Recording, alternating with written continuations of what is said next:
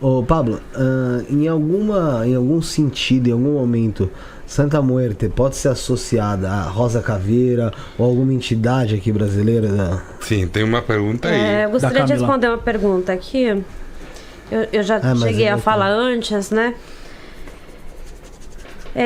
Deixa eu só achar aqui, que é uma pergunta que eu achei importante. É da Camila? Aham.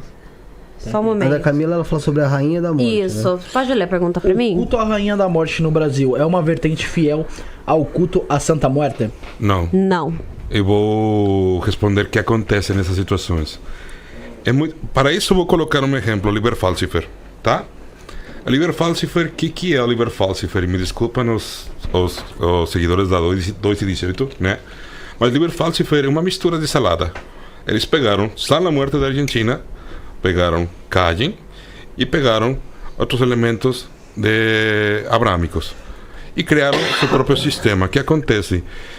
Teve muita divulgação do 18 por causa das bandas de Section, Guatém, né? Eles colocam em um vídeo... Volta pra mim um pouquinho só. Tem divulgação? Teve muita divulgação a 2 e 18 por causa de bandas de black metal como Dissection e Guatém. Tem um vídeo, deuses obscuros, né? Tem um vídeo de Guatém onde eles pegam uma imagem de Exu da Morte e eles fazem alusão como que é Cajun. Se tu olha a capa da 218, é Exu da Morte, só é modificado. Qual que é o problema desse tipo de situações? As pessoas, também acontece no México, e vou explicar agora. As pessoas veem isso aqui, é uma caveira, essa caveira aqui, é outra caveira, é a mesma coisa. Começam a colocar tudo no mesmo saco. É igual, né? É Rosa Caveira, que é uma entidade, uma pombagira feminina, diferentes. E coloca como se fosse a Santa Muerte. O mesmo acontece com a Catrina. A Catrina é uma ilustração que foi criada por José Guadalupe Posada no México como uma crítica social para a galera que estava traindo suas raízes, tá? E queriam se arrumar como espanhóis. Então, tem pessoas que colocam uma Catrina e falam, é a Santa Muerte. O mesmo acontece com a Virgem Maria de Guadalupe. Pintam como caveira e falam, é a Santa Muerte. Mas não é assim. Tem uma série de elementos que tem que ver com cada coisa. E temos que dar um lugar para cada um e um respeito para cada tradição. Não podemos fazer esse tipo de sincretismo porque a gente não tem licenças para fazer isso e botar tudo no mesmo saco. Eu queria até acrescentar aqui sobre a Rainha da Morte. Foi feita outra pergunta, né? Rainha da Morte seria uma pombagira? Na verdade, existe a pombagira da morte e o Exu Lorde da Morte, tá? Até hoje não constatamos as origens da pombagira Rainha da Morte, então não posso dizer sobre isso, mas digo que um culto é um culto, o outro culto é outro. São egrégoras diferentes. Como eu disse anteriormente, tem estudos que estamos fazendo com relação principalmente ao povo caveira, entendeu? Que tem ali uma semelhança com o culto aos ceifadores, tá? Os Exus executores, tem essa semelhança. Só que assim, é polêmico falar isso.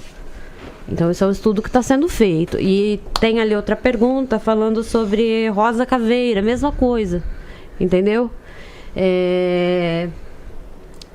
O que a gente tem que entender é que a perspectiva que muita gente aqui tem no Brasil é que grupos se organizam com templos para cultuar a Santíssima, tá? Como se fosse necessário obrigações, como é feito na Quimbanda, tá? E ter um sacerdócio. Tá? Eu acho importante falar isso. Quando, em nossa perspectiva, trata-se de um devocional individual, não tem como ser um sacerdote de Santa Morte. Você vai ser um sacerdote de uma santa? Entende? Então, assim, quanto relacionado aqui em Banda, há estudos principalmente aos povos caveira, povos da Calunga, há estudos que a gente vê ali alguma similaridade, entende? Porém, não é batido o martelo. Ainda está em estudo. Visto que são egrégoras diferentes, tá? Mas que existe sim uma semelhança ali com Exus executores, Exus ceifadores, a gente vê essa semelhança. É o que a gente está estudando.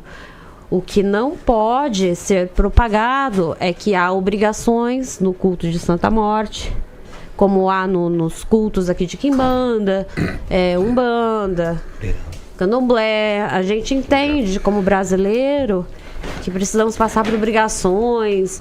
E sim, isso existe na nossa cultura.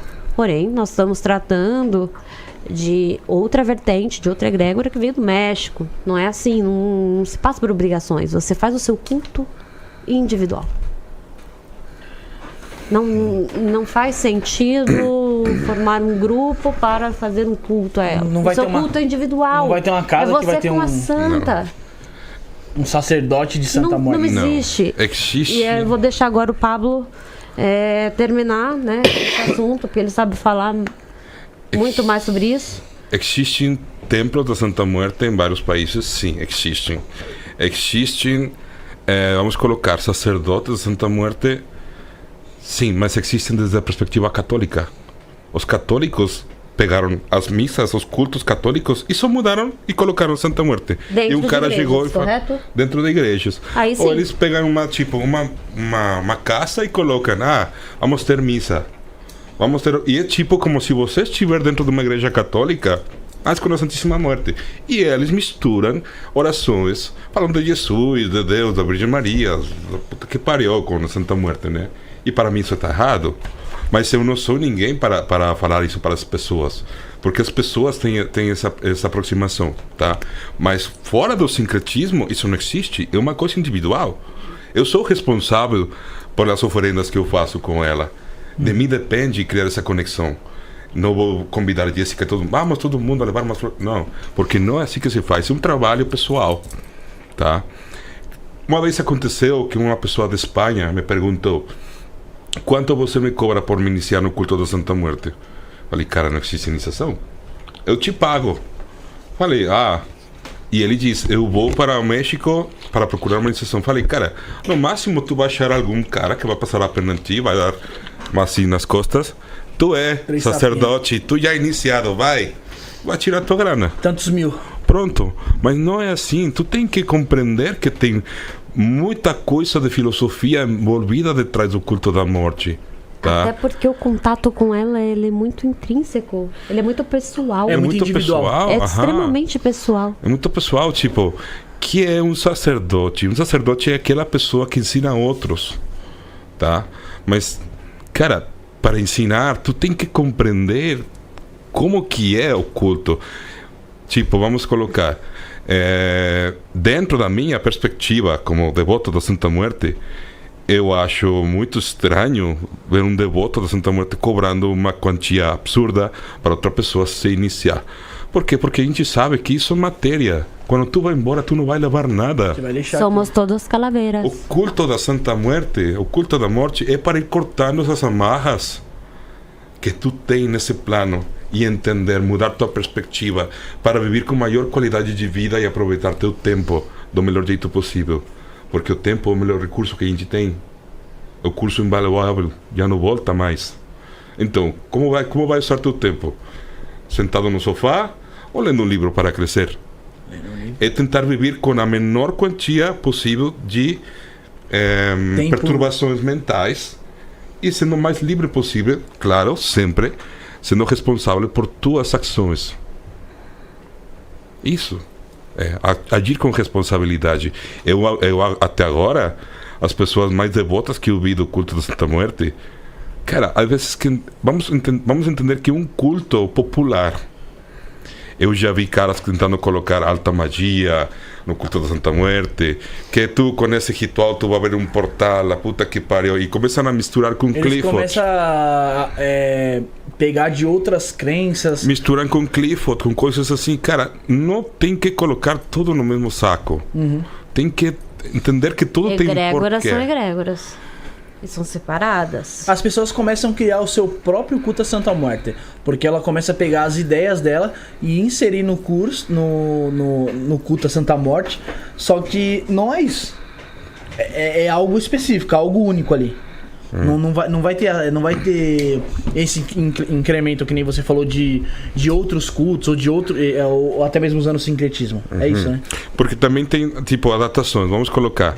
A gente lá no México coloca tequila para ela, né? Talvez aqui tu não vai achar tequila, vai ser muito, muito caro. Então tu coloca...